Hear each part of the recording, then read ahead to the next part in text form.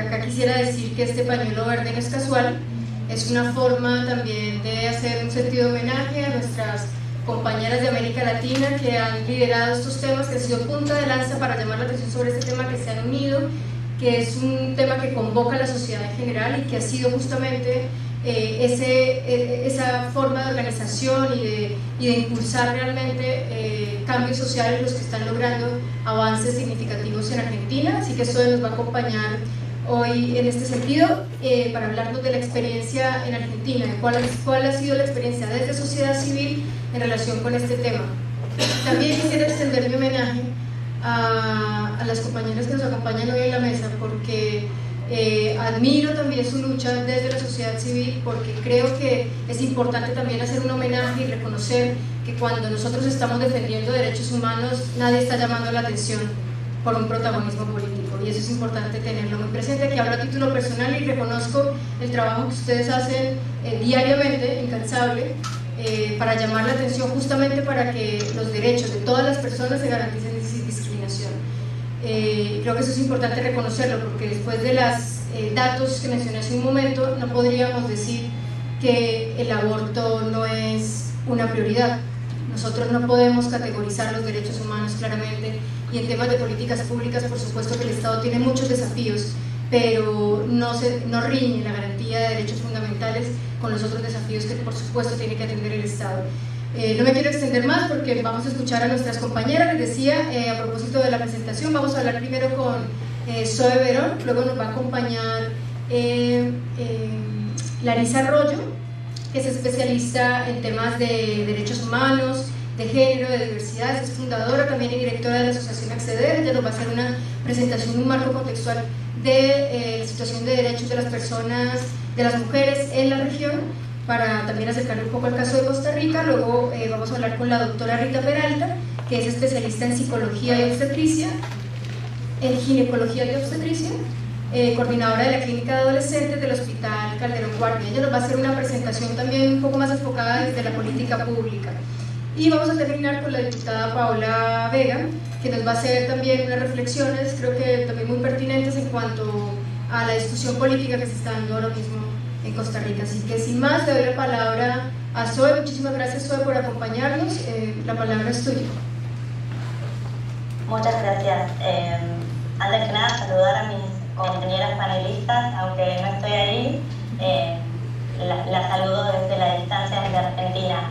Un poco la presentación, o mi idea de presentación era contarles cuál es, digamos, el estado de situación del aborto en Argentina, cómo está regulado, ha sido el proceso hasta el momento, que el 8 de agosto que las causales se certifiquen por equipos interdisciplinarios, o en los casos de violación se pide la denuncia penal, y 8 jurisdicciones no tienen protocolo.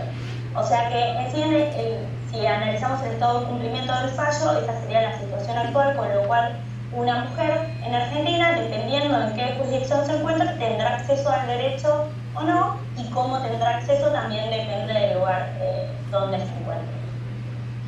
Lo que pudimos identificar de alguna manera es que nuestro sistema de causales, más allá del fallo de la Corte y los intentos de implementación, si se quiere, tímidos por parte del Estado, lo que muestra es que el régimen de causales fracasó, porque aun cuando está permitido en ciertas causales hay muchas barreras burocráticas, desde los servicios de salud, pero también desde la justicia, que no permite que las mujeres puedan acceder de forma plena a estos derechos.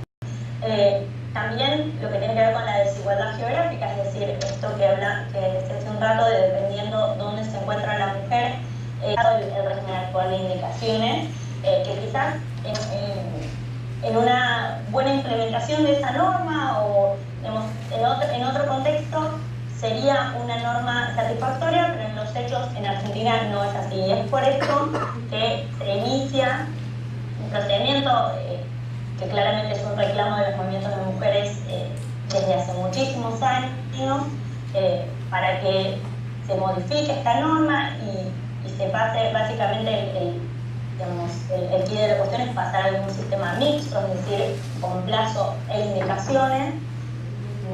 Y bueno, este año finalmente, después de muchos años de presentar proyectos de ley, le dio tratamiento. Se inició un proceso en la Cámara de Diputados y se iniciaron sesiones informativas en las que hablaban expertos a favor y en contra, hablaron más de 200 personas y se exponían argumentos a favor y en contra de esta modificación normativa que se planteaba. Como para hacerles un resumen de lo que se plantea en el proyecto de ley, es pasar a un régimen mixto, es decir, de plazos y causales, que haya acceso al aborto hasta las 14 semanas sin que la mujer tenga que, decir cuál es la razón por la que lo hace, y luego de esas 14 semanas deberíamos mantener las 3 causales que ya teníamos, o sea, peligro para la salud, peligro para la vida de la mujer y embarazo producto de violación, y sumar la causal del diagnóstico de inviabilidad fetal, que es algo que en la jurisprudencia argentina, distintos fallos han aceptado que los casos de, por ejemplo, anencefalia son casos en los que se debe garantizar el acceso a las mujeres. Entonces, ese es como el proyecto de ley que se discutió en diputados y que fue aprobado por diputados el 15 de junio pasado. Un poco para contextualizar cuáles han sido los principales desafíos que pueden identificarse en la base de los argumentos que se daba a la gente que estaba en contra en estas sesiones informativas que se dieron durante 2 meses en la Cámara de Diputados, los días martes y jueves todo el día, y hablaron muchas personas. En la página web de ELA pueden acceder a los monitoreos que hicimos de todo ese proceso, si están interesados en ver específicamente qué argumentos se utilizaban.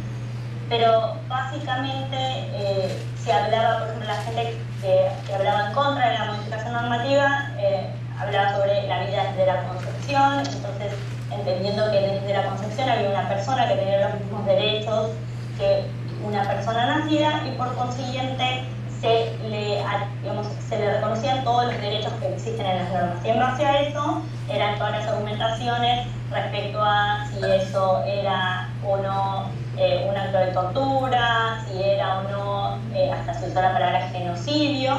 Entonces, en base a esa premisa de que desde la concepción había una persona y que entonces se le reconocían el resto de los derechos. Por lo general, los argumentos que se usaban en contra de la reforma normativa tenían que ver con desconocer nuestro régimen actual de indicaciones, es decir, algunas exposiciones decían también que ni siquiera en los casos de violación las mujeres debían acceder al aborto, y de hecho se dijeron algunas cosas del estilo que los abusos sexuales a niñas y adolescentes, los embarazos productos de abusos sexuales de niñas y adolescentes era algo que salvaba a estas niñas y adolescentes de continuar, que hemos escuchado en otras oportunidades, pero que se dieron en el Congreso de la Nación Argentina. Otro interamericana en esta materia, pero bueno, haciendo un uso, si se quiere, espurio de las normas internacionales y de las normas nacionales también respecto de la regulación del aborto en Argentina.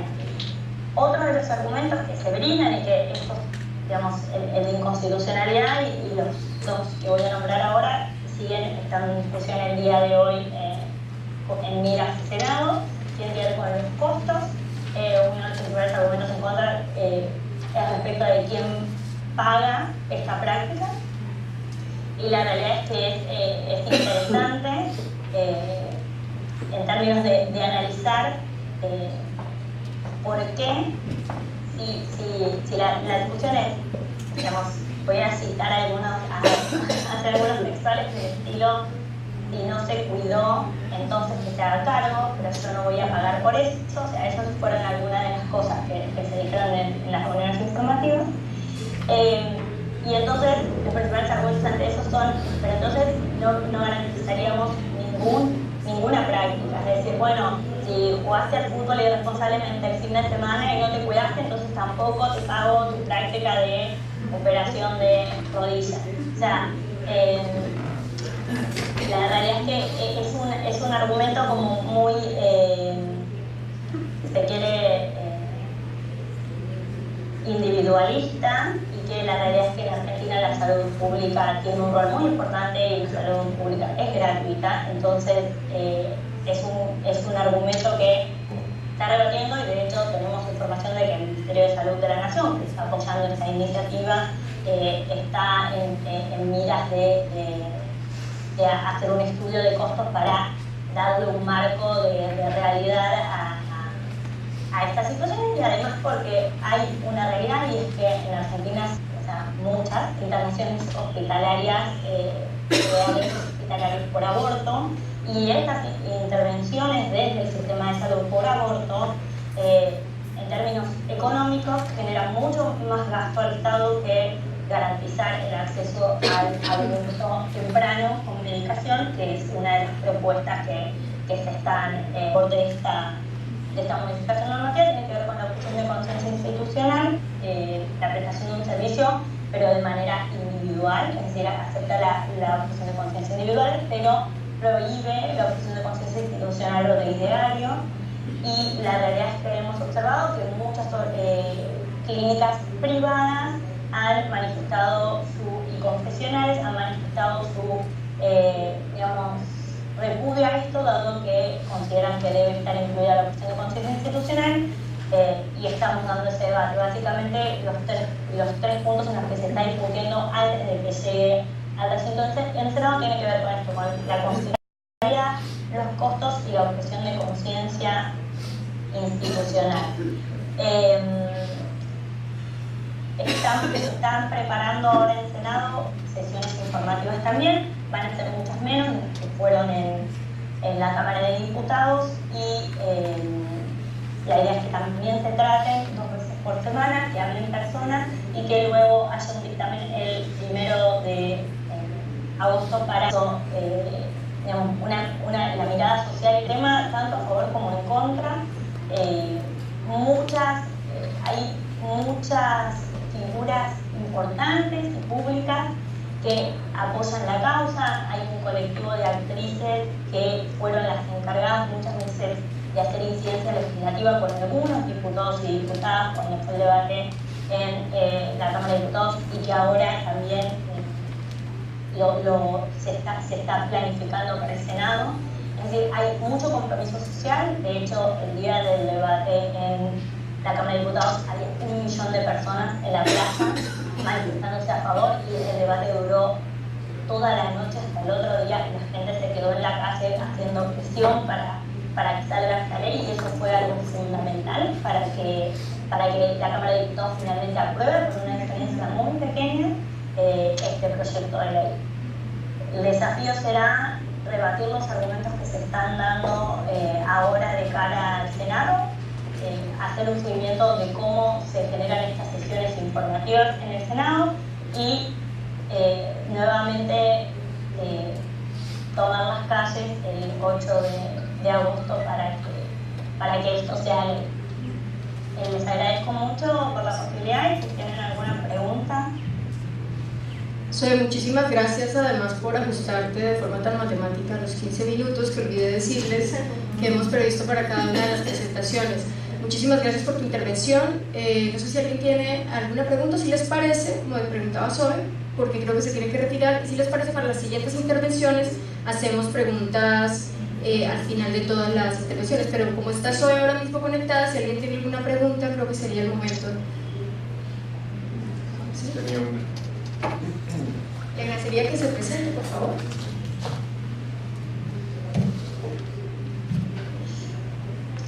Gracias, mi nombre es Carlos Esquivel. Me llamó la atención eso que decías, que en el debate se contempla la objeción de conciencia a nivel personal. Acá en Costa Rica vimos noticias de médicos como que denunciaban amenazas de penas o cárcel, entonces eso no es así. Digamos, solo a nivel institucional se puede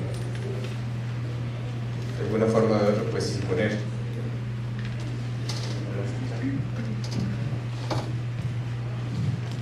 Hola Zoe, ¿escuchaste? Sí, respondo ahora. Si alguien tiene otra pregunta, podríamos sumar algunas preguntas y luego Sobex puede responder. Dale, sí, por eso, si quieren, no.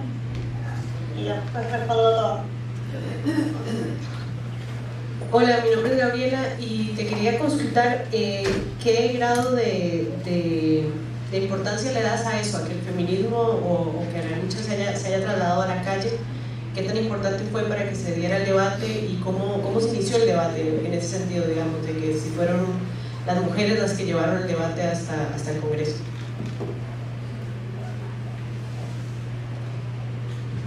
¿Alguien más? Si no, solo yo creo que podemos empezar por estas dos preguntas. ¿O alguien más tenía por ahí una pregunta que no? Sí, Zoe, si quieres podemos avanzar con esas dos preguntas. Dale. Un poco respondiendo a la primera pregunta, el proyecto de ley que tiene media sanción desde la Cámara de Diputados contempla la posibilidad de ejercer objeción de conciencia de manera individual, prohíbe la objeción de conciencia institucional o de ideario. Lo que sucede es que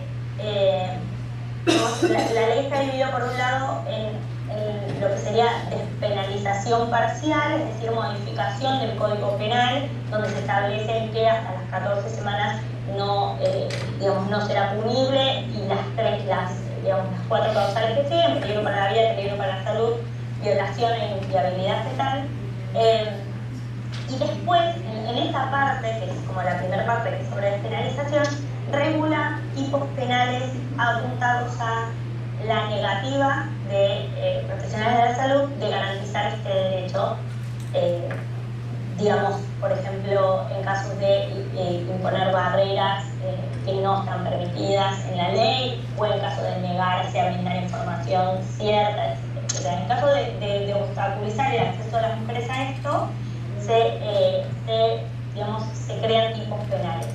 Después la ley tiene una parte de lo que sería legalización, de cómo se va a garantizar esto como práctica de salud, y ahí se regula la objeción de conciencia y cómo se debe dar esa objeción de conciencia, es decir, el profesional de la salud debe derivarla a un profesional que sí garantice la práctica, se debe garantizar dentro del establecimiento, con lo cual los establecimientos de salud deben tener a alguien que no sea objetor que garantice la práctica, y también debe brindar información y luego derivar. Y en los casos de peligro para la vida, en los casos que la demora signifique un daño mayor para la mujer, se contempla que los profesionales de la salud no pueden oponer objeción de conciencia. Entonces, los fundamentalistas están intentando convocar muchas distintas, actores sociales para sumarse a la causa. Entre ellos vemos que han convocado, por ejemplo, a estas... el sistema de salud es un sistema de salud mixto, que tiene por un lado salud pública, por un lado salud privada, y tiene un régimen semi-público que lo gestionan los sindicatos, y que tienen obras sociales como derivación del sindicato, y lo manejan los sindicatos. Y por ejemplo, hace 2 días una central de sindicatos muy importante ha dicho que no cree que las obras sociales lo deban garantizar. Entonces, ahí un poco lo que se ve es esta iniciativa por parte de los grupos fundamentalistas de llamar a su causa a otros grupos con estos argumentos, ¿no? Porque es el argumento de costos, etc. Y en el caso de los profesionales de salud, con este argumento de derecho penal, y entonces por eso se ha visto, si se quiere, se ha desinformado respecto de lo que dice el proyecto. Claramente el proyecto no dice que si vos no garantizás la práctica, eso merece una sanción penal, sino que si vos no seguís los lineamientos de cómo se debe dar esa objeción de conciencia, podés ser investigado penalmente por estos delitos. Creo que ahí respondo tu pregunta. No sé, no te veo. Muchas gracias, Zoe. Sí, nuestro compañero afirma que efectivamente entendió tu respuesta. Muchas gracias. Okay. La siguiente me queda la de pregunta. Gabriela sobre la importancia del movimiento de mujeres digamos, yo creo que esto, el lugar donde estamos hoy es gracias al movimiento de mujeres, a los movimientos feministas y a los movimientos de mujeres que han, primero se puede decir que ha habido como desde 2015 con el experimento de una menos una gran explosión en lo que tiene que ver con el movimiento y en la toma de la calle para el reclamo de las mujeres, y eso ha despertado, quizás inicialmente fue sobre algo que digamos que era como la forma más extrema de violencia contra las mujeres, que era los femicidios, los casos de femicidios, y cómo la sociedad ya estaba cansada de ver que moría una mujer cada 30 horas, que son como los datos que manejamos hoy, y esa primera explosión de la toma de las calles ha generado con el paso del tiempo una construcción más como sistémica o integral de lo que significa la discriminación hacia las mujeres, que ha llevado a muchas personas a comprometerse a la causa por la criminalización del aborto. Y la realidad es que el millón de personas en la calle el día de la votación, además la plaza, no sé si alguno llegó a ver la foto, pero la plaza de los dos congresos estaba dividida íntegramente a la mitad para dar espacio a la gente que estaba en contra. La comparación en cuanto a cantidad es abismal y las fotos creo que brindan información por esas mismas, pero sí, fue sumamente importante. De hecho, digamos, internamente se sabía que estábamos muy jugadas con los votos. Una hora antes de la votación no teníamos votos, o sea, esa discusión se iba a perder, y finalmente 3 diputados, digamos, en realidad 2 diputados cambian su voto por una, si se quiere, iniciativa de un gobernador de la provincia de La Pampa, en el que sus diputados cambian los votos, y así es como se logra. A la hora sí estaban los votos y salió. Pero una de las cosas que hay que marcar es que ese cambio, ni esos votos, si hubiesen dado de esa manera, si no había tanta gente en la calle reclamando, que se quedó haciendo vigilia toda la noche, y nada, pidiendo que esto sea ley, ¿no? Entonces, creo que eso es algo sumamente importante, porque también hace a la presión social para que los diputados y las diputadas reaccionen frente a estas demandas, ¿no? Muchísimas gracias, Zoe. Te agradecemos muchísimo por tu tiempo, por acompañarnos el día de hoy. Creo que el análisis comparado, también la experiencia de Argentina, que ha sido también referente de lo que significa por un lado la discusión en el ámbito político, pero también la lucha desde las calles y el apoyo social, creo que es un ejemplo que nosotros también creo que por una parte agradecemos, y creo que podría también orientarnos un poco sobre cuáles podrían ser las formas de encarar estos debates en nuestra región. Ahora queríamos, despidiéndonos de Zoe, agradeciéndole mucho por su participación, vamos a invitar a Larisa Arroyave para que pueda acompañarnos con una presentación muy breve, también 15 minutos, sobre una perspectiva también un poco más global desde el enfoque de derechos humanos, para ir aterrizando también a la situación de Costa Rica. Bueno, muchas gracias a todas.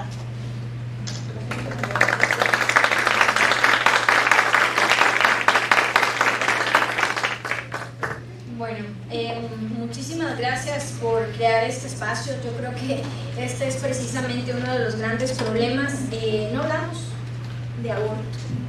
Y al no hablar de aborto, pues claramente los prejuicios y todo lo que tenga que ver con roles, estereotipos, pues por supuesto que aumentan.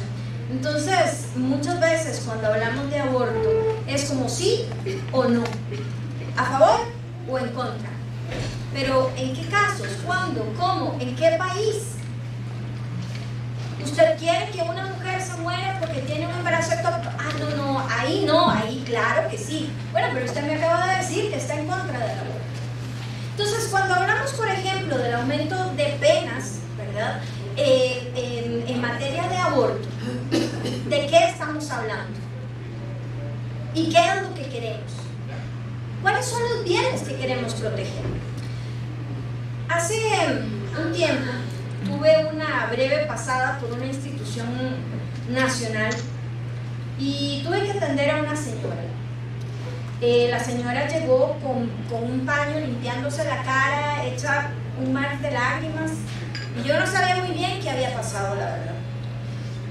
La señora empezó a contarme que ella había salido un día, un tipo le había violado, pero que ella se había recuperado. Tenía 2 hijos, que los amaba, tenía un negocio que le iba muy bien, no tenía un compañero en ese momento, pero ella tenía una vida buena. Hasta que unas semanas después se empezó a sentir mal, fue al hospital y adivinen qué, le dijeron que estaba embarazada. Y a partir de ahí esta señora pues cayó en una depresión terrible, no podía comer, no podía trabajar, no podía llevar a sus hijos a la escuela. Entonces pues evidentemente también había un riesgo de perder, ¿verdad? El poder cuidar de estas criaturas. Y finalmente fue internada en psiquiatría, fue diagnosticada y demás. Y estaba desesperada, porque lo que quería era un aborto. Y en ese momento, ¿qué le podía decir yo? ¿Qué le podía decir yo? Lo único que le podía decir era la situación en Costa Rica, que es el artículo 121, que nos permite interrumpir un embarazo cuando nuestra salud o vida esté en peligro, que no haya sido podido ser evitado por otros medios. ¿Cabía ahí o no? A mi criterio sí. La señora estaba loca, y no lo digo de manera estigmatizante.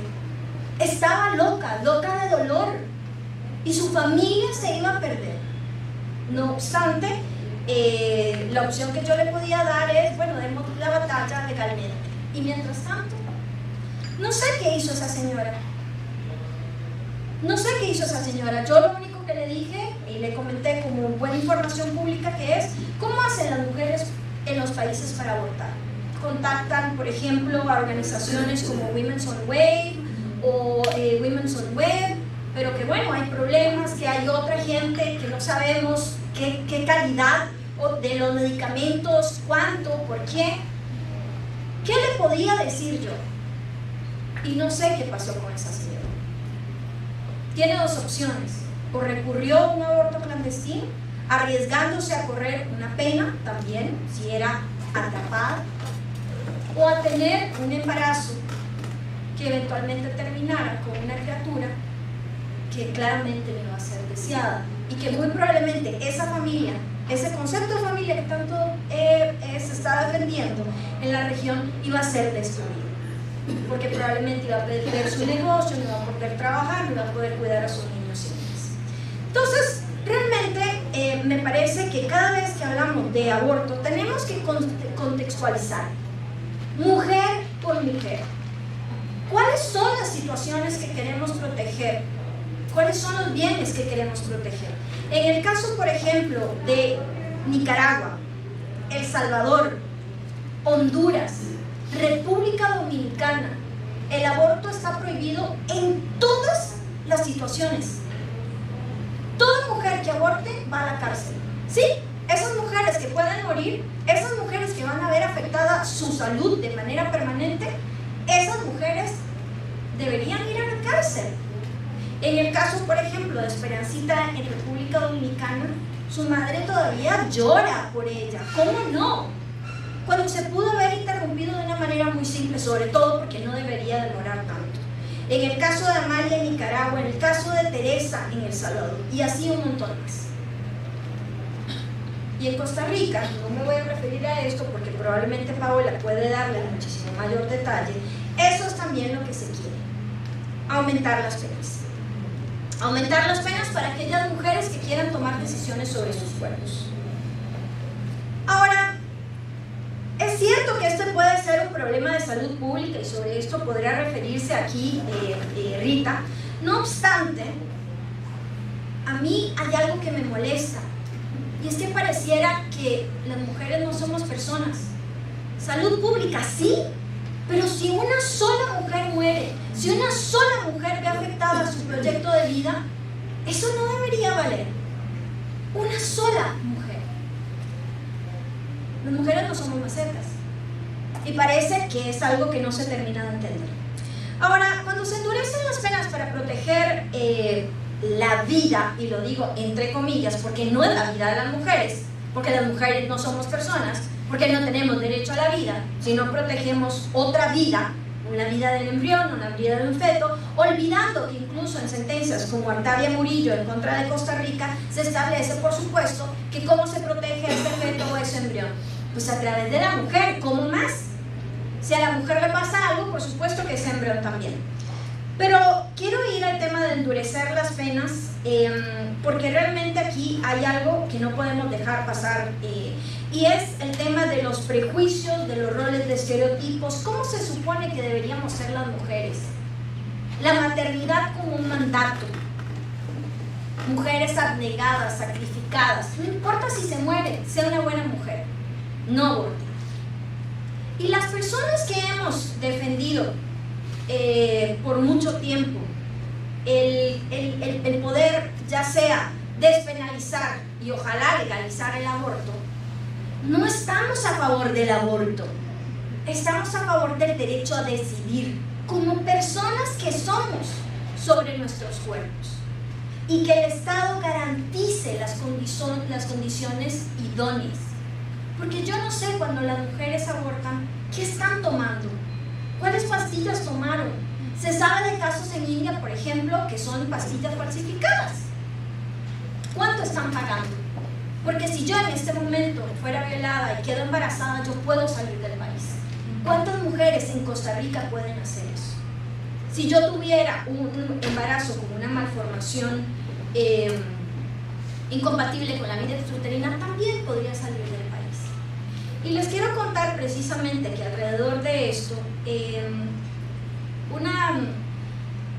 hace unos años, en el caso de Aurora, que fue uno de los casos que interpusimos ante la Comisión Interamericana, estamos haciendo un plantón precisamente en el Calderón, y uno de los doctores se acercó y me dijo: ¿pero por qué lo están haciendo público? ¿Por qué hacen tanto ruido? Usted se va a la farmacia y compra X medicamento y con eso resuelve todo. ¿Por qué tenía que hacer tanto ruido? Y fue como: ¿usted quiere culparme a mí de que el servicio de salud no le haya dado un aborto a una mujer que tenía una malformación, un feto con malformaciones incompatibles con la vida extrauterina, que quería ser madre y que sufría porque sabía que ese feto, conforme pasaran los días, conforme pasaran las semanas, se iba a deformar más, iba a sufrir más? ¿Usted quería que yo asumiera ese riesgo o que ella lo asumiera? Entonces, realmente, cuando hablamos de la criminalización de las mujeres, no quiero reducirlo únicamente a aborto en general, porque no tenemos datos, por ejemplo, en Costa Rica, más que decir 27,000 abortos al año, que fue un estudio que hizo la Asociación Demográfica Costarricense hace casi una década, y no tenemos más números. Pero nos encanta hablar del aborto, aunque no tengamos datos. Aunque no sepamos, por ejemplo, que los profesionales en salud desconocen cuándo se puede hacer un aborto impune en Costa Rica. Y esto ocurre igual en Costa Rica como en El Salvador, como en Nicaragua, porque cada quien hace lo que le da la gana. Porque no hay una formación profesional, técnico, médica y jurídica de cuándo se puede hacer y por qué. Así que yo les quiero recordar varios casos que tuvimos en Costa Rica, por ejemplo, niñas embarazadas 8 o 9 años producto de incesto. Y cuando no tenemos información y no entendemos que un embarazo en las mejores condiciones, con toda la plata del mundo, con todos los recursos del mundo, es riesgoso, y que las mujeres podemos tomar la decisión y decir: yo quiero ser madre, yo voy a correr este riesgo. Y lo que se pide es que el Estado pueda proteger a esas mujeres, de la misma forma que debería proteger a las mujeres cuando ellas digan: yo no quiero poner en riesgo mi vida, no quiero poner en riesgo mi salud. En El Salvador, por ejemplo, se han dado casos en donde mujeres que han tenido abortos espontáneos, porque pareciera que no existen abortos espontáneos cuando hablamos de criminalización, no existen. Las mujeres quedamos embarazadas 100%, siempre que tenemos sexo, las mujeres llevamos a término ese embarazo y siempre vamos a querer esa criatura. Eso es un mito, eso es una mentira. Muchas mujeres que quieren embarazos tienen pérdidas. Y en El Salvador lo que ha ocurrido es que muchas mujeres que están incluso, además en condiciones de pobreza, no tienen acceso a salud, no tienen educación, de repente tienen un sangrado, no saben qué pasa y tienen una pérdida. Y su propia familia llama a la policía y en lugar de llevarla al hospital, terminan esposadas en una prisión. Entonces, más allá de estos alegatos de proteger la vida y endurecer las penas del aborto, lo que deberíamos estar hablando es precisamente de por qué las mujeres, sobre todo en la región centroamericana, hemos tenido que soportar no solo esos embarazos, sino también la crianza. Porque yo no sé si ustedes han visto, y esto no es único para Costa Rica, cuando hay padres que dicen yo no tengo trabajo, no puedo mantener, es demasiado, es injusto, ¿por qué me hacen pagar esto? Eso es una pensión. Ustedes pueden imaginarse lo que es tener 9 meses un embarazo, los costos económicos de eso, los costos en el cuerpo, en una mujer, en una niña, y las repercusiones en su proyecto de vida. Acceso a trabajo, acceso a educación. Entonces, cuando hablamos de criminalizar a las mujeres, hablamos precisamente, sí, de salud pública, sí, de justicia social, pero sobre todo hablamos de personas. Y hablamos de que en la gran mayoría de los casos en donde se ha criminalizado las mujeres que abortan, vienen otros elementos de por medio. Y con esto voy a ir cerrando. La negación a educación para la sexualidad, porque de sexo no se puede hablar. Acceso a servicios anticonceptivos, porque si tienen acceso a servicios anticonceptivos van a tener sexo. Y no queremos que la gente tenga sexo. Eso está muy mal. Pero queremos que las mujeres se reproduzcan. Queremos que las mujeres sostengan el mundo. Entonces, cuando hablamos de la situación del acceso al aborto, particularmente en la región centroamericana, no podemos desligarlo de todas las recomendaciones que han hecho los diferentes comités. Desde el Comité de Derechos del Niño, sí, del niño, porque las niñas quedan embarazadas producto de violación sexual por su padre, su hermano, etc. Comité CEDAW, Comité de Derechos Humanos, Comisión Interamericana. Queda muy claro, la discusión está cerrada. Pero usualmente estas discusiones no se dan desde lo técnico, no se dan desde la argumentación técnica, se da desde convicciones personales y desde el desconocimiento. Por lo cual yo quisiera realmente agradecer este espacio de discusión. Son 15 minutos, es como imposible, ¿verdad? Como decir todo lo que tenía acá, pero sí creo que la discusión no puede seguir pasando como está pasando ahora en la Asamblea Legislativa, con opiniones de aborto sí, aborto no. ¿Cuáles abortos? ¿Para quién? ¿En cuáles condiciones? ¿Y cómo? Pongámosle rostro a esas penas, pongámosle rostro a esas historias. Muchísimas gracias.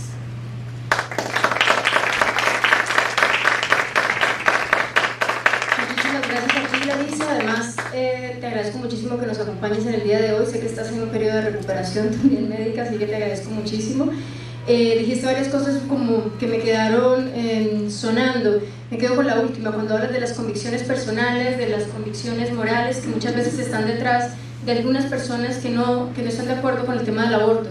Tú mencionabas, las personas que están a favor del aborto no quieren que las mujeres aborten, no necesariamente quiero abortar yo estoy justamente defendiendo el derecho de las mujeres a decidir, el derecho y la posibilidad de que estas mujeres no sean encarceladas por tomar su derecho, por tener este derecho, por ejercer este derecho libremente.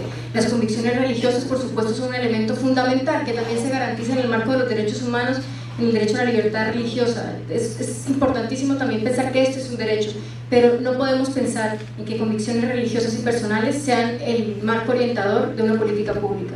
Esto tiene que quedar muy claro también. Y bueno, para continuar con nuestra conversación, le doy la palabra a la doctora Rita. Le agradezco mucho también por su tiempo, por acompañarnos el día de hoy, y solo quería reiterar los 15 minutos de la presentación. Muchas gracias.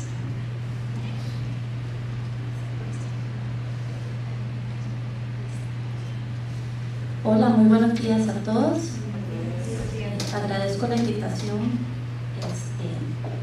al instituto para poder acercarnos a conversar un rato alrededor de este tema. Como les comentábamos ahora, yo soy ginecobstetra. Tuve durante varios años trabajo en el campo de salud pública y en la actualidad trabajo la mayor parte de mi semana con mujeres menores de edad en la clínica adolescente del Hospital Calderón Guardia. Tal vez antes de comenzar, quiero aclararles que vengo a título personal al conversatorio de hoy. Yo trabajo para la Caja Costarricense del Seguro Social, trabajo en el Calderón Guardia, como les decía, no traigo ninguna posición institucional. Soy profesora también en la Universidad de Costa Rica, no traigo la posición oficial de la Escuela de Medicina tampoco, y pertenezco al Colegio de Médicos y Cirujanos del país. Estoy bastante de acuerdo en la posición que tiene en este momento el Colegio de Médicos alrededor de la necesidad de que tengamos una normativa, al menos en lo que tiene que ver con aborto terapéutico, y que eso pueda uniformar el manejo y la recepción de estas mujeres en todos los servicios del país. Yo siempre digo que nuestros asegurados y nuestros pacientes deberían tener la misma calidad del servicio si usted vive en Talamanca que si usted le corresponde al Hospital Calderón Guardia. Es el mismo asegurado, es el mismo ser humano, es la misma persona. Y protocolizar estos procedimientos nos ayuda a garantizar en la medida de lo posible que el acceso al servicio sea lo más uniforme para todas las mujeres. Igual cuando entremos al tema de aborto terapéutico les voy a hacer algunos comentarios alrededor de cierta posición que tengo yo de que todas estas pacientes deberían manejarse a nivel hospitalario y no necesariamente en un centro de salud o en un EVAIS, pero eso lo vamos a hablar al final. Bueno, aclarado todo lo que tiene que ver esto, cuando empezamos en los congresos nosotros siempre decimos que son los conflictos de interés. Por si vos venís a la actividad o al congreso patrocinado por una casa comercial o algo, pues no, vengo completamente solita, no pertenezco tampoco a ningún grupo, ni de un extremo ni del otro, como decía Larisa, ¿verdad? A mí me parece que polarizar no nos sirve de nada y asumir esas radicalidades no ayuda a ninguna de las mujeres. Les traigo también un material alrededor de anticoncepción, que ahora al final se los voy a dar desde una casa comercial, pero me pareció importante también traerles alguna información al respecto. Bueno, entrando ya en materia, hace algunos días leí un material del doctor Carlos Farrón. Él es un médico, un colega joven, salubrista, que presentó en la prensa algún material alrededor de justicia reproductiva y me pareció que éticamente está bastante cerca a lo que yo podría comentar con ustedes hoy. Resulta que desde esta perspectiva la justicia reproductiva asume una serie de elementos desde la justicia social y los aplica directamente en el campo de los derechos sexuales y reproductivos. Entonces, ponemos la mirada un poquito más hacia atrás del evento final que lleva a una mujer a enfrentarse a la situación de un embarazo no deseado y cuáles fueron los elementos estructurales que están condicionando ese evento final. Para explicárselos tal vez de otra manera, yo pensaba ayer que esto es como con el problema que tenemos de los accidentes de tránsito en el país, que nosotros estamos pensando en protocolizar el momento en el que la persona ya tuvo el accidente de tránsito. ¿Y qué fue lo que pasó? ¿Cuáles fueron los elementos que condicionaron a esta persona? Tomó licor, estuvo en un mal lugar en el momento inadecuado, ¿verdad? Y se enfrentó a esta situación. ¿Cuáles son los elementos estructurales que llevan a una mujer a una situación tan desesperada como por ejemplo los casos que comentaba Larisa ahora? Entonces, ¿qué elementos? Tal vez uno de los principales es lo que tiene que ver con educación, por ejemplo, ¿verdad? Las grandes inequidades y las injusticias a las que se enfrentan las mujeres, las niñas todos los días en lo que tiene que ver con el acceso a educación, por ejemplo.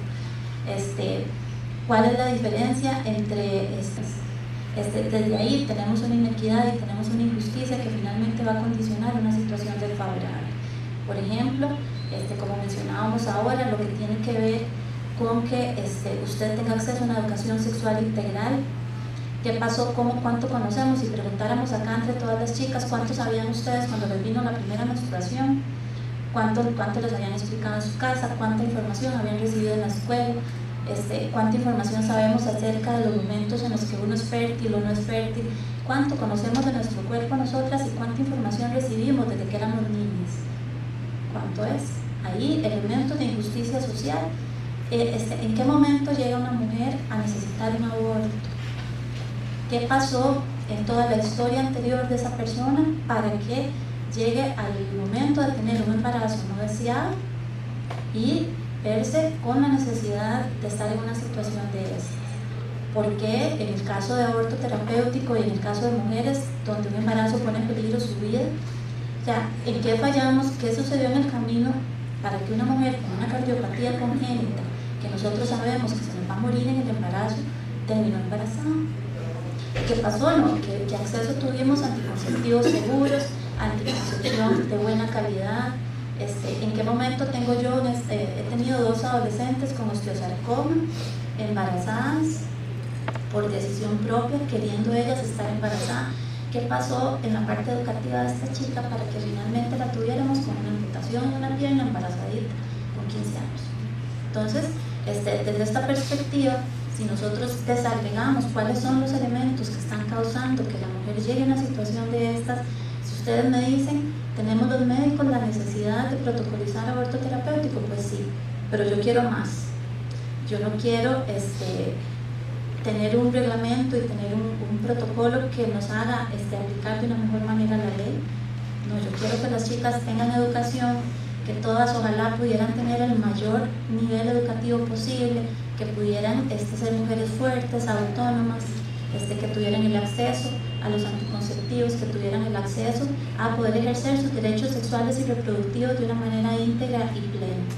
El protocolo resuelve una parte del problema, pero no elimina todas las causas de fondo que son injusticias a las que se ven sometidas las mujeres constantemente todos los días. Entonces, desde esta perspectiva de justicia reproductiva, yo diría que me encantaría estar en un lugar donde la necesidad del aborto estuviera al mínimo y donde no tuviéramos constantemente mujeres en esta situación. Otro elemento que quería comentarles alrededor específicamente de la realidad en hospitales en lo que tiene que ver con aborto terapéutico. Esto es más bien anecdótico porque si les comento, en general, en lo que tiene que ver con la resolución médica de estos procedimientos, la información científica que tenemos con niveles de evidencia que nosotros denominamos niveles A, que es cuando hay suficiente información científica que nos puede ayudar a tomar una decisión desde el campo médico, es la minoría de los casos. La mayoría de las veces las situaciones médicas que comprometen, que ponen en riesgo de muerte a las mujeres son patologías tan raras y tan complejas que lo que tenemos es niveles de evidencia tipo C, que es a partir de criterio de experto. O sea, una paciente con una hipertensión pulmonar, decimos, bueno, hace 10 años tal médico se presentó una situación de este tipo, pero nos vamos con criterio de experto, que en el campo médico es un criterio limitado muchas veces porque no tenemos la base científica para tomar decisiones. Entonces, a la hora de poder poner en papel lo que en este momento ha estado en discusión alrededor de aborto terapéutico, no es tan sencillo, es complejo y probablemente no lleguemos a tener un documento que logre incluir a la totalidad, ¿verdad? Que logre incluir la totalidad de patologías desde esta parte más biológica, ¿verdad? Mucho más complejo lo que tiene que ver con poner en riesgo la salud de la mujer y lo que se abre ahí de la discusión inmensa, que no vamos a llegar a un acuerdo el día de hoy, alrededor de qué podríamos definir como salud y de qué es poner en peligro, porque cada caso es diferente y sí coincido en el punto de que debería ser analizada cada mujer y poder discutir en conjunto con ella cuáles son los pros y los contras alrededor de su situación específica. Les cuento también que la realidad hospitalaria con las señoras a veces es un poco diferente a lo que uno se imagina, y caigo ahí en el punto de la parte educativa. Mucha señora con enfermedades graves decide no tener un aborto y se le ofrecen los servicios hospitalarios, y ella misma, por toda su historia personal, por toda la parte cultural, por todo lo que hemos hablado, y es también una situación bien difícil, porque a veces son señoras que prolongan su embarazo internadas, que no se les puede empezar una quimioterapia, que no se puede hacer un procedimiento en función de su decisión, y algunas de ellas han tenido el bebé y después fallecen.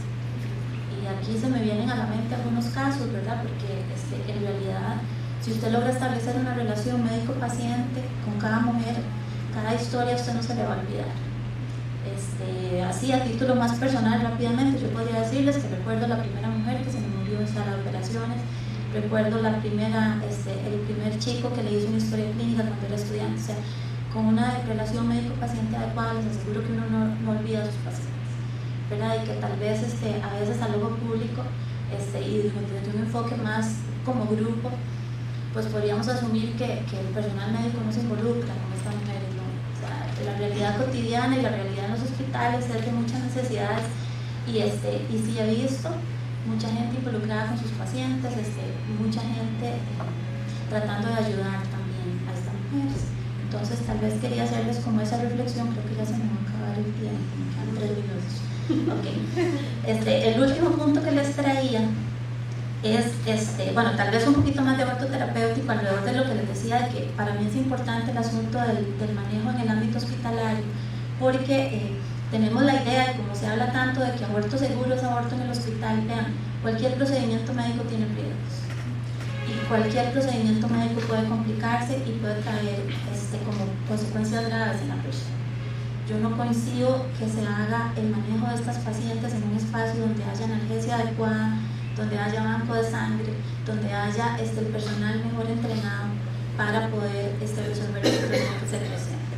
Como les decía, tengo en la mente casos de mujeres con abortos cuando el embrioncito estaba muerto, ¿verdad? Que se les hace legrado, y que terminamos con histerectomía, que terminamos consiguiendo sangre con intensivistas, con un montón de cosas, de una situación donde diríamos que el riesgo de complicaciones sería el menor.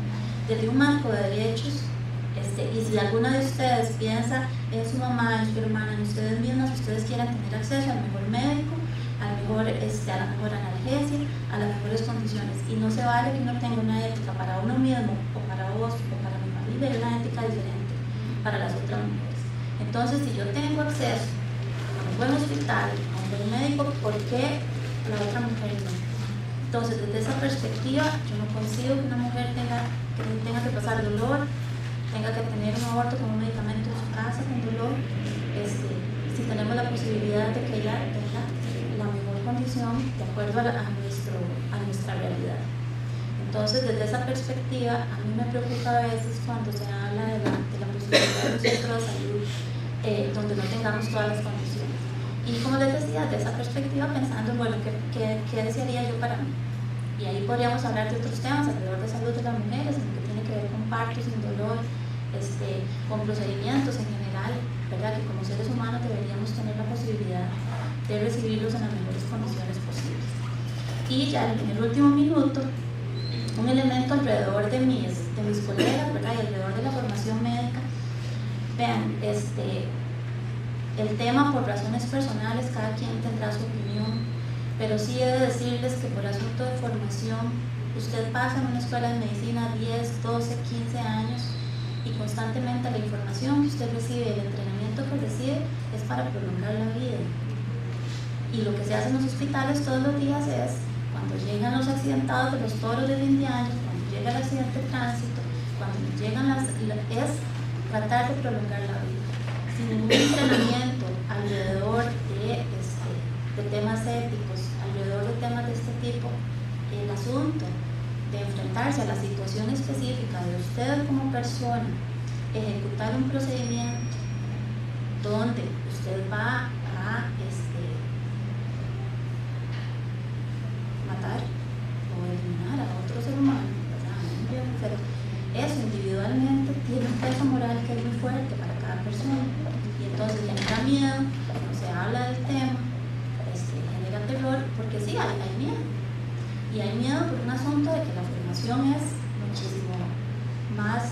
profundidad en este tema que lo que tal vez ustedes tienen, ¿verdad?, del campo de las ciencias sociales.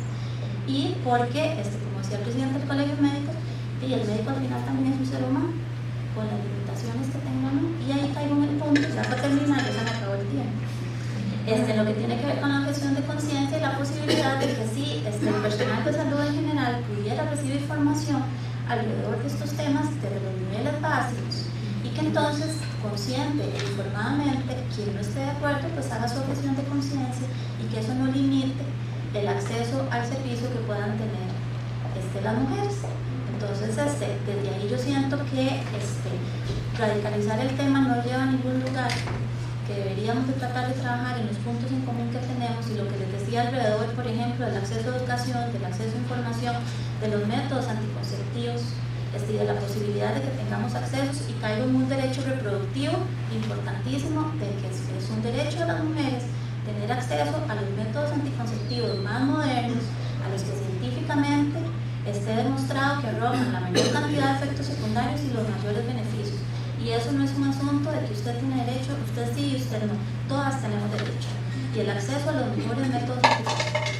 Y caigo otra vez en el punto ético de qué escogería yo para mí, qué escogería yo para una hija mía, para una hermana mía, para las pacientes que tienen acceso a consulta privada, y a qué método tienen acceso las mujeres indígenas, las mujeres de minorías étnicas o de grupos empobrecidos, ¿verdad? O sea, el otro día me pasó 30 segundos. Estoy atendiendo un grupo de adolescentes, todas son madres, están en una institución junto con sus hijos, son 16 adolescentes, me llegan las 16 a la clínica, y entonces yo quería ponerles el mejor método que tiene la institución, que es un sistema intrauterino con levonorgestrel, a las 16.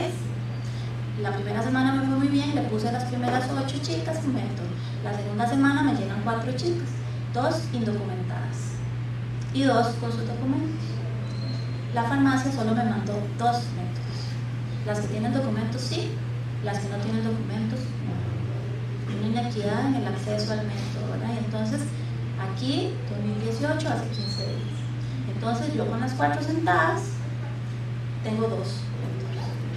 Entonces, a usted le toca, como usted tiene papeles, le toca el mejor método. Como usted no tiene papeles, estoy buscando ver de dónde sacar otro método de menor calidad, para ver si se lo regalo o a ver cómo lo consigo, porque como usted no tiene papeles, usted no existe para el sistema. ¿Okay? Entonces, esa parte atrás me parece que es fundamental trabajar, ¿verdad? Y que ojalá llegáramos a un lugar donde las mujeres autónomamente y en el pleno ejercicio de sus capacidades puedan tomar todas estas decisiones. Muchas gracias.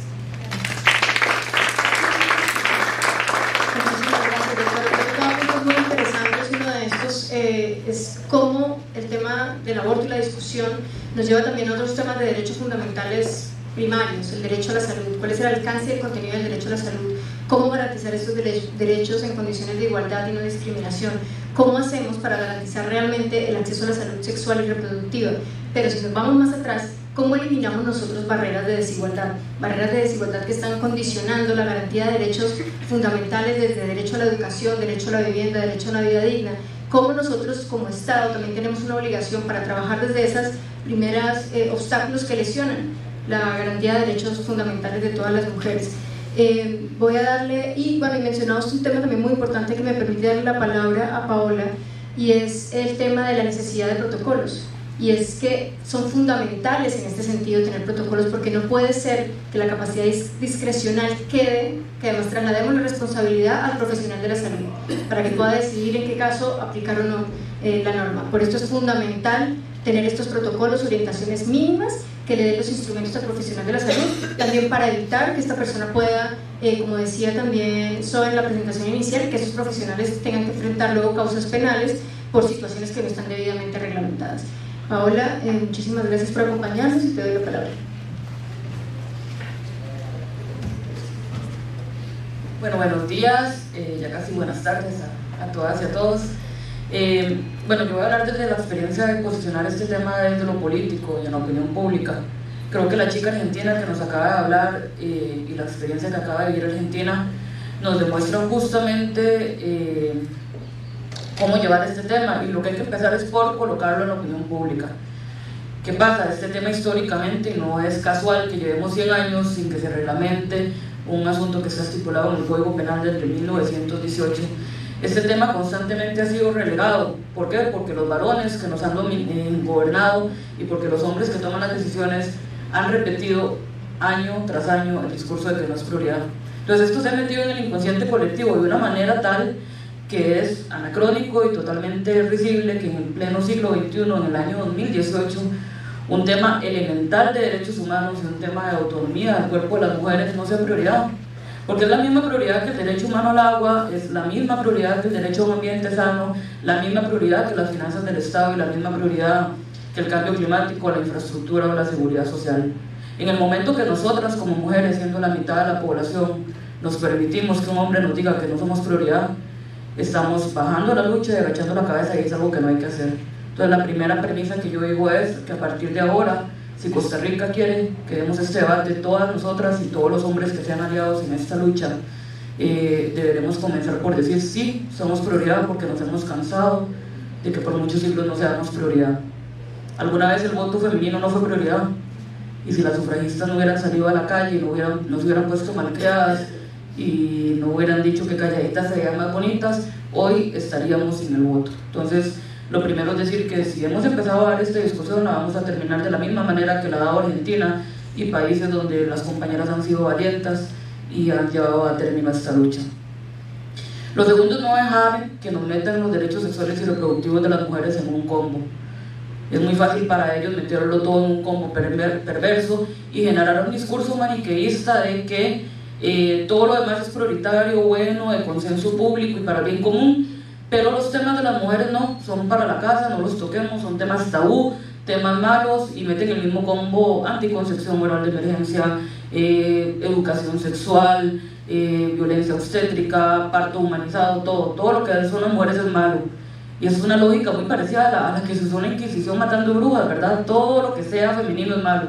Y no es malo, son derechos humanos, entonces tenemos que apropiarnos de este discurso.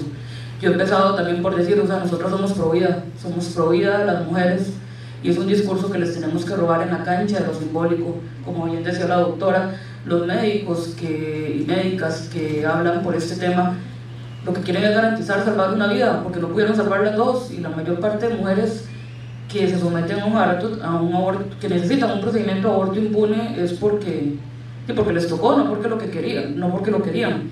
Y en esta lógica, entonces, y ya aterrizando en el tema del aborto, es importante diferenciar las etapas de la discusión, porque han venido con una estrategia muy perversa de hablar de aborto como un todo. Como decía Larisa, aborto sí, aborto no, y no vamos por pasos. Estamos siendo conservadoras las mujeres de Costa Rica de exigir apenas que se genere una norma técnica del aborto impune. ¿Por qué? Porque podríamos ir por más. Porque ya Naciones Unidas y todas las relatorías de derechos humanos han dicho que estamos atrasados, que necesitamos reglamentar el aborto por violación, por incesto y por cuando el producto, malformaciones incompatibles con la vida extrauterina. Pero aún así, aún estando pidiendo una demanda pírrica, una demanda tan pequeña, el sector conservador se nos para de uñas, y no es fácil. En este mes que yo he comenzado a dar la discusión, por lo menos en la palestra de lo político, el nivel de ofensas que he recibido de hombres ha sido increíble. He tenido los insultos más machistas y lo voy a decir porque es importante visibilizarlos, desde hombres que me dicen que lo que me falta es un pene, desde hombres que me dicen que seguramente yo soy lesbiana y nunca voy a necesitar un aborto, desde hombres que me dicen cierre las piernas, porque además se ha colocado el discurso de que a las mujeres nos encanta abortar, que nos encanta ir y tener que pasar por un aborto y utilizarlo como método anticonceptivo, y que nos sentimos realizadas al abortar. Algunos me han dicho que seguramente yo en mis sueños me imagino con un bisturí y una bata blanca abortando. Entonces este nivel de perversión es la discusión a la que nos enfrentamos, pero tenemos que darla. Va a ser una discusión dura, una discusión temporal, pero nosotras en este momento actual, en la Costa Rica de hoy, estamos poniendo el cuerpo para que en 4 años las chicas que vengan tengan ese camino más allanado y ya no se tengan que enfrentar a ese debate, a ese nivel, y podamos avanzar hacia un debate más científico, más lectura, sacando lo religioso y sacando las creencias particulares de él, porque así se tiene que dar el debate, esa es nuestra meta. Yo como diputada no voy a permitir que esto se permee con lo político, con lo religioso y con lo personal, y es una meta que debemos de tener. Hay que quitarle el tabú hay que atreverse a hablar de aborto, hablar de los diferentes tipos de aborto. Yo personalmente estoy a favor de todo tipo de aborto libre y gratuito. Mi partido, en el compromiso que hizo, y es el que tengo que defender por el compromiso que hice con la ciudadanía en este momento, es el de normar el 121 del Código Penal mediante una norma técnica, pero es una discusión que se va a dar. Ayer yo le decía a la compañera Alexandra Loría con la que debatía, bueno, no la compañera, pero bueno, la señora Alexandra Loría, que años más, años menos, que si la quieren atrasar, pero la discusión va a llegar, le llegó a todo el mundo y es un tema imparable. Este siglo XXI definitivamente es el siglo de las mujeres, este siglo XXI el debate de las mujeres no se va a postergar más, y todos los países lo están dando, y no solamente el tema de las mujeres, sino el tema de avanzar y dejar esa lógica punitivista. Todos los países del mundo más bien están hablando de penas alternativas, están hablando de justicia restaurativa, están hablando de otros métodos preventivos y demás, y Costa Rica parece estarse queriendo volver al siglo XV. Costa Rica ha sido pionera en materia de derechos humanos, el país con una tradición no pacífica, sin ejército, más reconocido del mundo, un país con altos estándares ambientales, un país con un Estado social de derecho robusto para el Producto Interno Bruto que tenemos. Pero curiosamente en temas que tocan la moral y la parte de las creencias estamos súper atrasados. Somos de los pocos países del mundo con un Estado confesional, y esto sin duda influye. Tenemos que ser un Estado laico. No hemos dado pasos adecuados con el matrimonio igualitario, que es una vergüenza, y ponemos en discusión un tema como el que una mujer tenga que parir un feto muerto, sabiendo que está muerto, y al lado de mujeres que están amamantando felices con su bebé recién nacido. Entonces, digamos, a mí me parece anacrónica esta discusión, y en esos términos hay que plantearla. Tenemos que decir si Costa Rica se dice la vanguardia de los derechos humanos, y si Costa Rica de verdad quiere entrar a ser la Costa Rica del Bicentenario, estas discusiones tienen que darse, se tienen que dar desde lo laico, desde lo científico y demás. Es importante también que tengamos un discurso fuerte en cuanto a conceptos. Este es un tema de acceso a la salud pública, este es un tema de garantizar la vida y la salud de las mujeres. Y por salud, estamos hablando de salud física y emocional, con toda la integridad que implica la salud emocional, porque ha sido un argumento de los conservadores hablar de que salud solamente implica lo físico, y no, la salud mental va dentro de este paquete. Es importante hablar esto como un derecho sexual y reproductivo que no es menor que cualquier otro derecho. Todos los derechos son iguales, y eso es una premisa que tenemos que dar, y hablar en términos de que no hay nada más horrible que a una mujer le hagan llevar un embarazo forzado. Eso es tortura, y ya se ha catalogado así como tortura y como discriminación. Hablarlo en términos estructurales, como bien decía la compañera Rita Peralta, hablar de que no es lo mismo una mujer pobre que requiera un aborto que una mujer rica que lo requiera, y esto implica una desigualdad social. Entonces, si somos el país que tanto se jacta de hablar de la desigualdad social, pongamos también el tema del aborto en el marco de esa discusión de la desigualdad social. Es importante, bueno, y quiero aterrizar en el proyecto de ley que en este momento, como les decía, se ha hecho un enredo. Nosotros lo que hemos estado es acuerpando a la ministra de la Condición de la Mujer y a la ministra de Salud para que avancen con esa norma, porque si no acuerpamos, si no presionamos, se van a pasar 4 años, porque lamentablemente, por más buenas intenciones que haya, para los hombres esto nunca va a ser prioridad. No tienen un útero, no tienen la empatía con este tema. Entonces, si nosotros las mujeres no acuerpamos desde las calles, desde la asamblea, desde lo político, no va a pasar. Pero en la Asamblea Legislativa sí hay intentos de reforma legal, y muy peligrosos, muy peligrosos. El proyecto de ley quedó presentado don Fabricio Alvarado, y al que esta diputada ha dicho que se va a oponer por todos los medios posibles que me otorgue el reglamento. Es grave, es un proyecto que criminaliza, y aquí quiero hacer mías las palabras de doña Elizabeth Odio, que en una valiente entrevista que fue portada de La Nación incluso decía: el aborto no tiene por qué ser un crimen, y decía que no es lo mismo el hecho de que el aborto no esté penalizado a que esté criminalizado, y este proyecto lo que pretende es criminalizar, y con penas altísimas, el aborto, al mejor estilo de El Salvador, al mejor estilo de que una chica violada por un pandillero tenga que pasar 30 años en la cárcel. Equipar el concepto de homicidio al de aborto, y eso es un retroceso terrible, y además toca el 121. Es una ley que nos devuelve en una discusión de 100 años y elimina la salud emocional del artículo 121 del Código Penal. Es un proyecto de ley, yo quiero que ustedes lo revisen, el 2673, que definitivamente viene a amenazar a los médicos. Es un proyecto que si un médico lee esta ley en el Código Penal no se va a atrever jamás a hacer un aborto, porque además no estipula las diferenciaciones de los términos en los que se necesita un aborto ni nada. Es un proyecto totalmente punitivista y totalmente contra las mujeres y contra las personas que siguen el derecho a decidir, y sobre ese proyecto nos tenemos que oponer completamente. Más bien estamos en otra discusión, tenemos que avanzar más bien, una vez lograda la norma técnica, que lo siguiente sea despenalizar el aborto por violación, incesto y malformación, porque es una necesidad, porque no pueden seguir habiendo niñas de 12 años que tengan que parir a sus hermanos. Eso es una aberración desde todo punto de vista. Y bueno, apropiémonos del discurso y sin miedo. Desde que hemos iniciado esta discusión, a mí me ha dado entre gusto y tristeza, pero me da gusto ver que se coloca la discusión. He recibido muchos correos de médicos y de médicas diciendo que adelante, que ellos necesitan la garantía de esta norma técnica para poder proceder de la mejor manera, y que muchas veces sus colegas, víctimas del miedo de practicar un aborto y que luego llegue alguien y les ponga una demanda, no lo hacen, algunos por religión también, ¿verdad?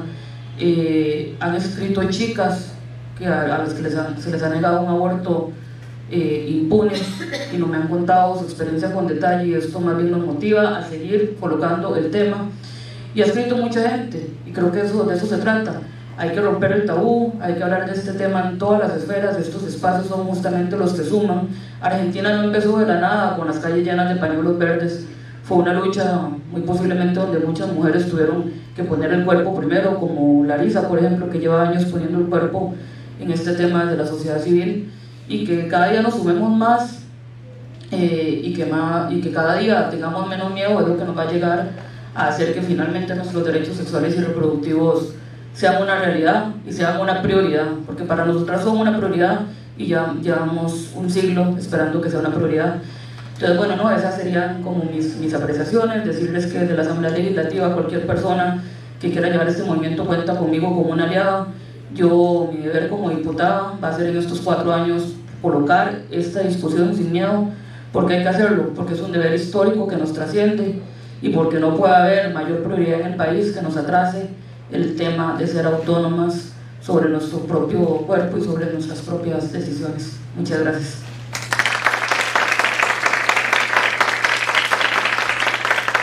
Muchísimas gracias, Paola. Yo creo que tú también tocabas un tema que es neurálgico, y es el tema de la voluntad política. Cómo nosotros en nuestros países, con los desafíos que nos enfrentamos en términos normativos, para la plena garantía de estos derechos fundamentales, la voluntad política es imprescindible. No es suficiente tener marcos normativos que garanticen derechos fundamentales si no tenemos la forma para aplicarlos, si no tenemos un respaldo también político importante en esos temas. Creo que por eso también pone sobre la mesa reflexiones interesantes cuando pensamos en los desafíos de Costa Rica en relación con la región, en un tema tan complejo, si se quiere, como el tema del aborto. Por eso los invito y les invito a ustedes para que ahora abramos una sesión de preguntas y respuestas para poder conversar con nuestros panelistas del día de hoy. Voy por acá una. Le agradezco que esté presente, por favor. Bueno, buenos días. Yo soy María Carranza, soy médica, trabajo en ciencia, y tuve la oportunidad de participar en la comisión que redactó la norma a pedido del Ministerio de Salud, norma que terminamos en noviembre del 2016, ¿verdad? Estamos ya a mediados del 2018 y no ha pasado nada. Entonces, bueno, yo tenía un comentario para Paola y una pregunta. Como comentario y medio pregunta, me encanta ver que estés apuntada en la promoción de la norma, pero me preocupa profundamente porque en el imaginario social lo que se está tratando es de reformar la ley, ¿verdad? La gente, o sea, este es el discurso que se vende, ¿verdad? Que se están haciendo cambios a la ley, incluso nuestro nuevo presidente pactó con PISA que no iba a haber cambios a la ley, ¿verdad? Y se menciona el aborto terapéutico en ese contexto, cuando no hay ningún cambio a la ley, es una norma técnica que le competiría al Ministerio de Salud, a la Caja, ¿verdad? Entonces, ¿cómo hacemos para mantener esos espacios separados? Porque por más que vos aclares, como lo hiciste muy bien, que esto está en el Código Penal desde el inicio de 1900, sos una diputada que hace leyes, ¿verdad?, que está defendiendo la normalización del aborto terapéutico. Entonces, bueno, esa es una cosa a la que hay que tenerle muchísimo cuidado, porque no sé si al final hacer bien o hace mal, ¿verdad? Más allá de que, como te digo, en lo personal me encanta. Y la otra pregunta es, bueno, ¿cuál es la posición del PAC en todo esto? Sí, no te preocupes. Vamos a recoger algunas preguntas, si les parece, y luego mostramos las respuestas. Tenemos más o menos 15 minutos, así que les agradecería intervenciones cortas y que se presenten antes. ¿Me pongo así? Sí, mejor. Hola, mi nombre es Jeffrey Chávez. Muchas gracias por este espacio que se habilita. Mi consulta va relacionada con lo que tiene que ver con la solidaridad de los movimientos de mujeres con otros movimientos sociales, que creo que hace falta avanzar y me gustaría que lo hablaran. Especialmente siento que en los últimos meses y en el último año el movimiento LGBTIQ+ ha tomado mucho fuerza a nivel social, pero hay una incipiente pulsación conservadora dentro del mismo movimiento LGBTI que está dificultando mucho el avanzar con la discusión de estos temas, y me parece, como parte del movimiento, muy egoísta de parte de las personas de la comunidad de la diversidad sexual, que se busquen los derechos para todas las personas, pero los derechos de las mujeres no son de todas las personas. Entonces me gustaría que también empezáramos a discutir eso al respecto, sobre todo porque me parece muy mala nota unos comentarios ahí que leí sobre del comisionado LGBTI en Facebook, por ejemplo, en Twitter, hablando con Gabriel Arguedas, y también del mismo Carlos Alvarado, que los movimientos de mujeres inclusive fueron los que le hicieron mucha campaña y que ahora les dé toda esta vuelta. Entonces me gustaría que conversáramos con eso. Gracias.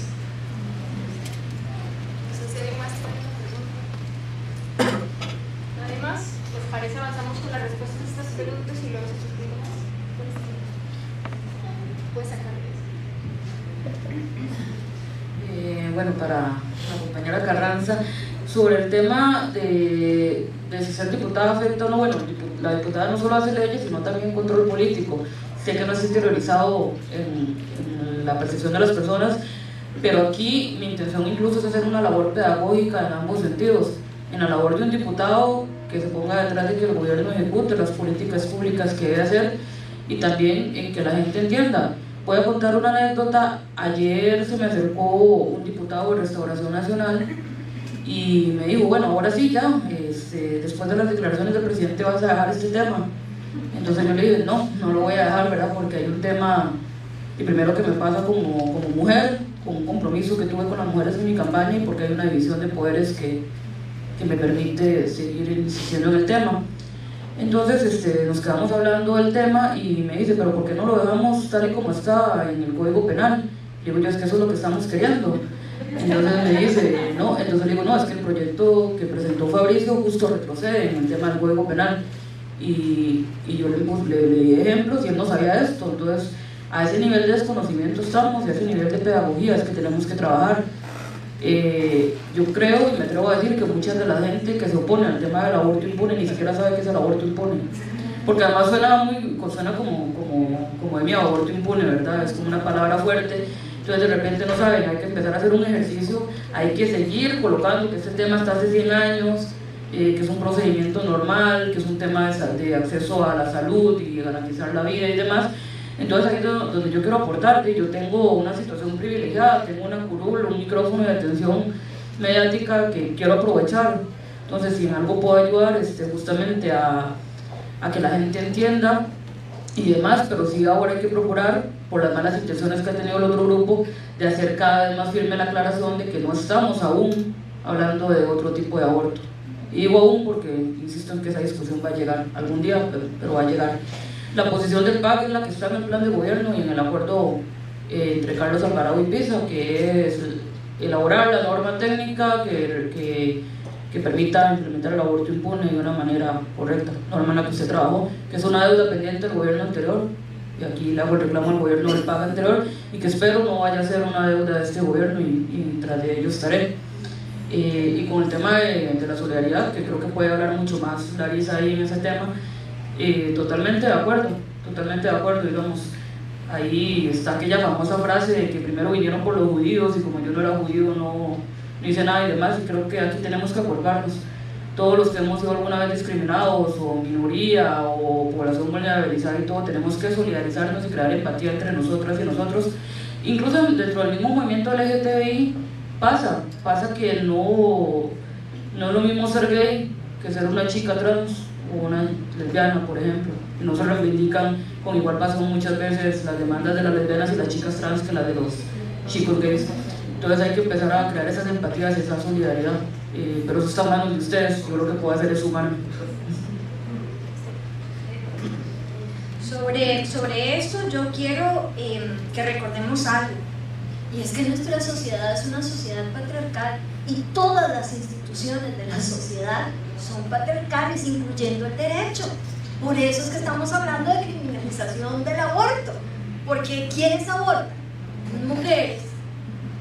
Así de simple. Entonces, ahora cuando vos conversabas sobre, digamos, el tema de solidaridad de otros movimientos, yo pensaba, por ejemplo, que hoy y ayer, creo que, o anteayer, ya no me acuerdo, el diputado Eduardo Cruikshank hablaba del tema de discriminación por raza, ¿verdad? Por el color de la piel, y no hablar de lo negro como algo negativo, y yo estoy absolutamente de acuerdo con él. Y yo lo que pensaba es, ¿cómo si él puede entender la discriminación racial, no puede entender la discriminación por género o la discriminación por orientación sexual? Entonces, claro, tenemos que entender qué es discriminación. Es todo trato diferenciado que no esté sustanciado o no tenga justificación, porque hay acciones afirmativas que necesitamos precisamente para poblaciones que han sido históricamente vulneradas, incluyendo las mujeres, porque hemos sido minoría de poder, ¿verdad?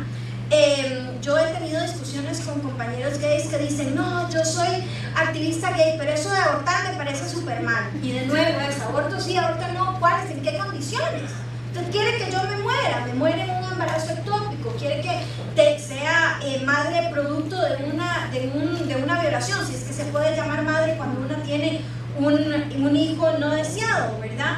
Entonces, yo además creo que en el caso de esa discusión, porque yo sí la seguí, creo que el comisionado se dio por aludido en su trabajo personal, cosa que no es así. Yo creo que le ha hecho muy buen trabajo, pero hay acuerdos políticos, y aquí está Paola, que no me deja mentir porque es parte de un partido, y esos acuerdos políticos partidarios, que hay intereses siempre por debajo, tienen una característica, y es que venden los derechos de las mujeres de primera, porque eso ha pasado en este gobierno, pasó en el anterior y en los anteriores, estoy segura que va a volver a pasar, ¿verdad? Ahora, yo sí no quiero dejar pasar algo, y es el hecho de, es que tenemos poquito tiempo, pero el Código Penal de Costa Rica está vigente desde hace prácticamente 5 décadas. El código anterior incluía también el acceso al aborto impune, y el anterior también. Por eso es que Paola habla de 100 años.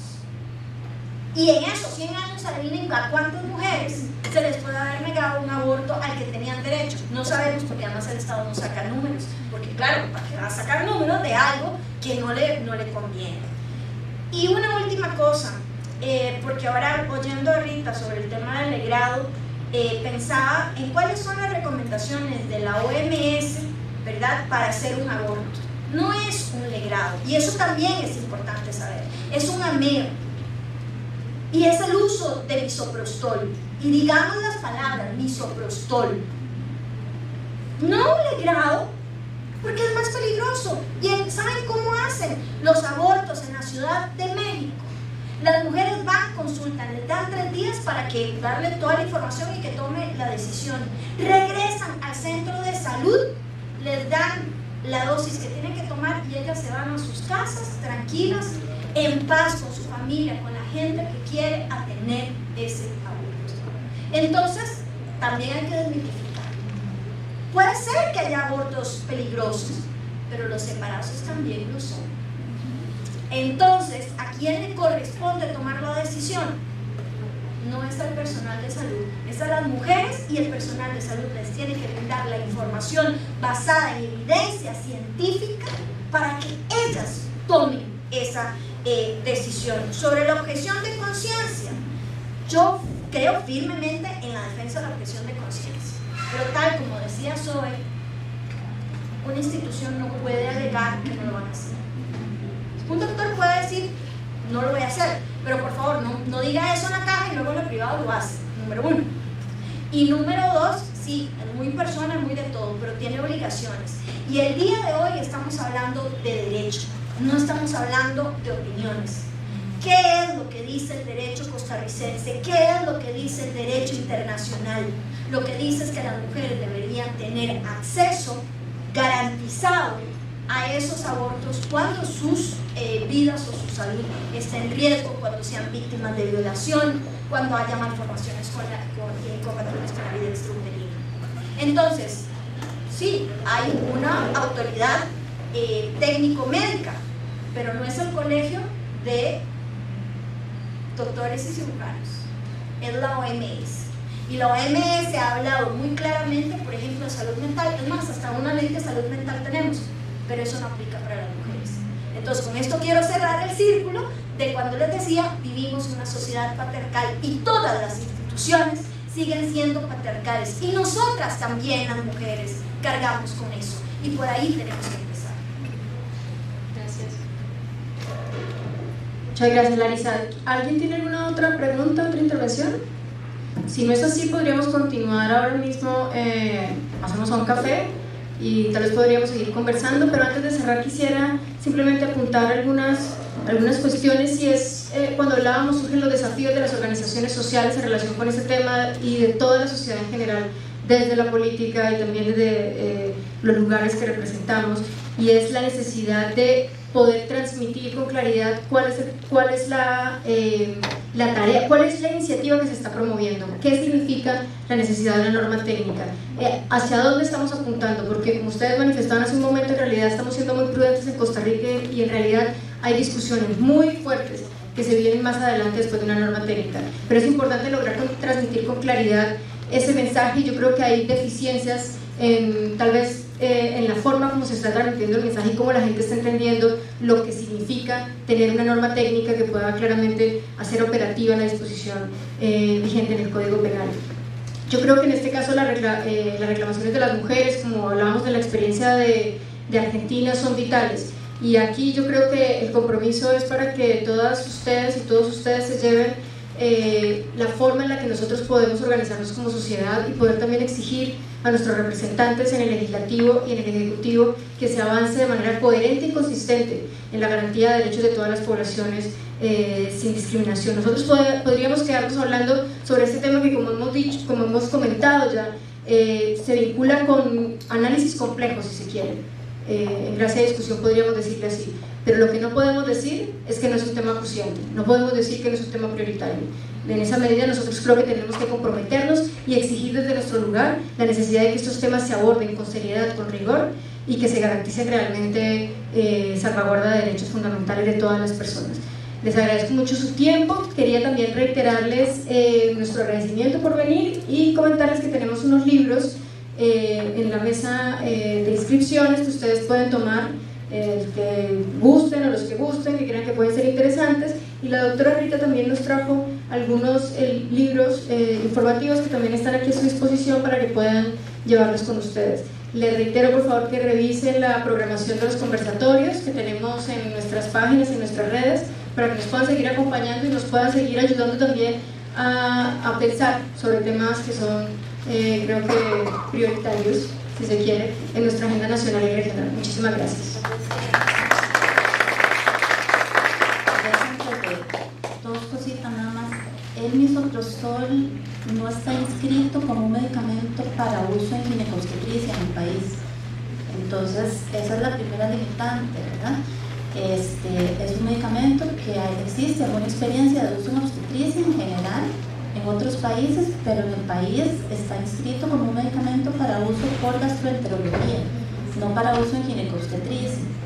Ese es tal vez el primer detalle. La segunda cosa es que la decisión en general en aborto, no solo en el tema que estamos hoy, sobre la mejor vía de abordaje para esa mujer es un asunto muy técnico que se define en el momento específico de acuerdo a la paciente, de acuerdo a sus condiciones médicas particulares, y el grado sigue siendo una herramienta que nosotros utilizamos en muchos casos.